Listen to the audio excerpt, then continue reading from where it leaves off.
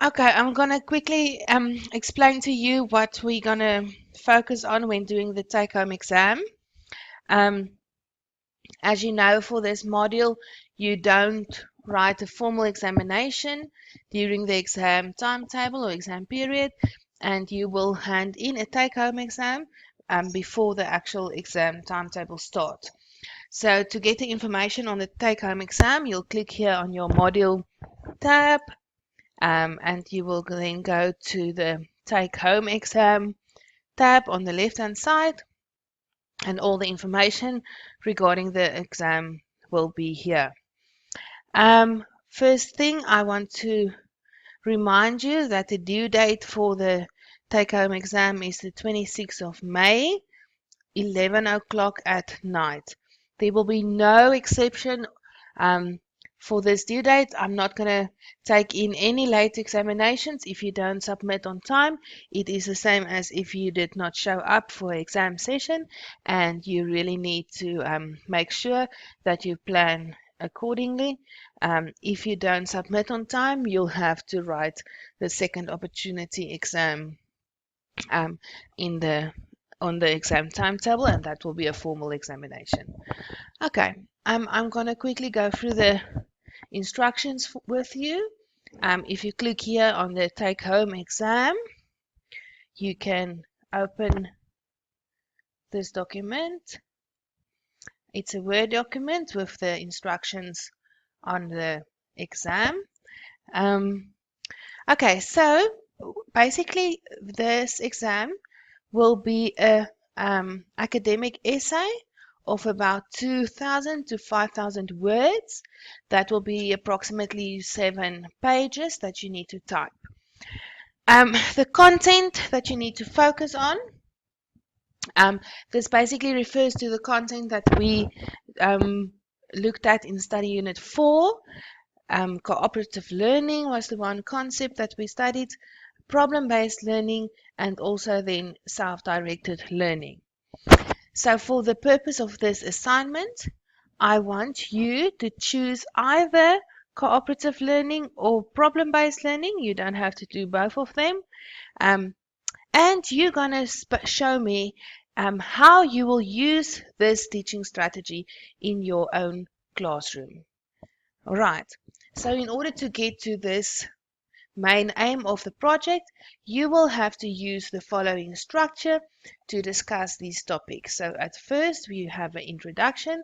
You need to spend some time on an introduction and exactly write me what you are planning to do in this project, what themes you are going to discuss. It should be an introductory paragraph of about half a page, telling me, or not really half a page, maybe a quarter of a page, to show me exactly what this essay is focusing on.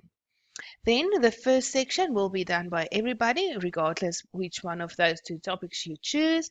And that is self-directed learning. I want you to explain the concept of self-directed learning for me.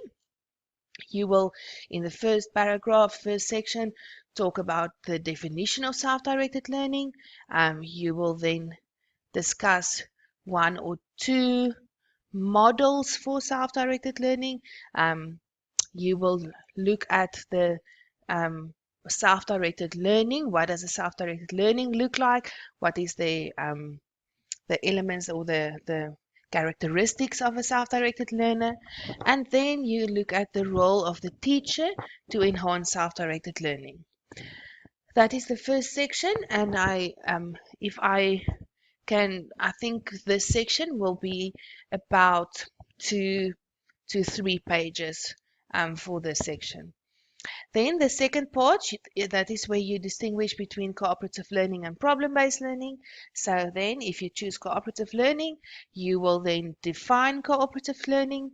You will write me a paragraph on the principles of cooperative learning, and then you will write me a paragraph on cooperative learning as a strategy to enhance self-directed learning.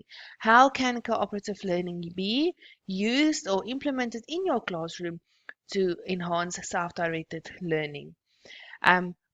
All these sections up to here are really only a literature study.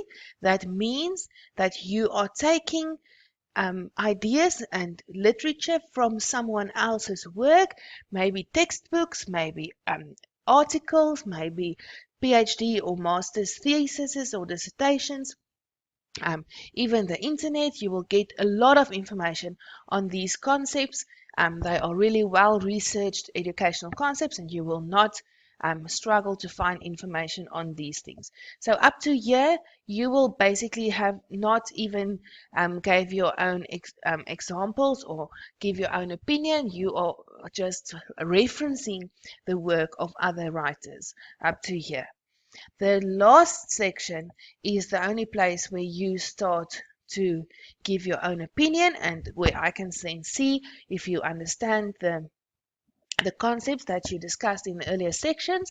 And this is the implementation of cooperative learning or project-based learning, problem-based learning, sorry, in your classroom. So then I want some practical examples of teaching strategies that you can use in your specific class, in your subject that you teach, and then also a practical examples of assessing cooperative learning or problem-based learning in your specific subject.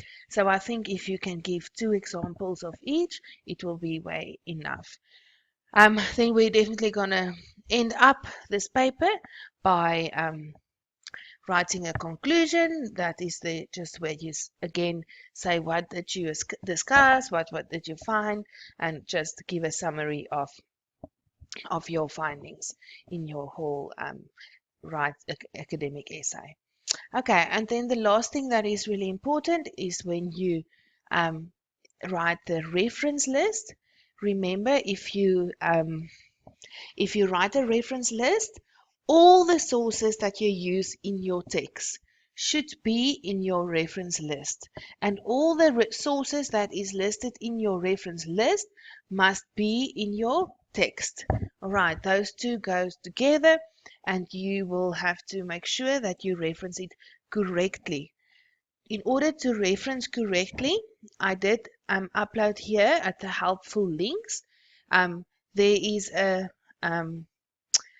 link to the document or the university's quoting sources.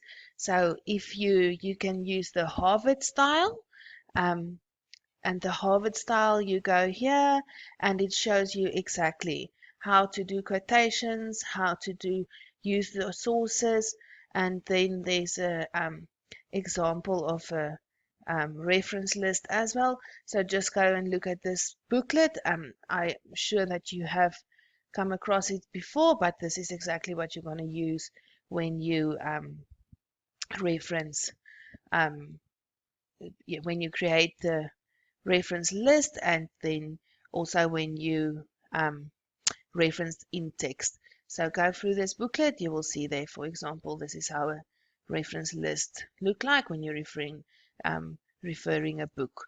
So use this document because you get a lot of marks for the technical aspects, and make sure that the sources that you use is is referenced correctly.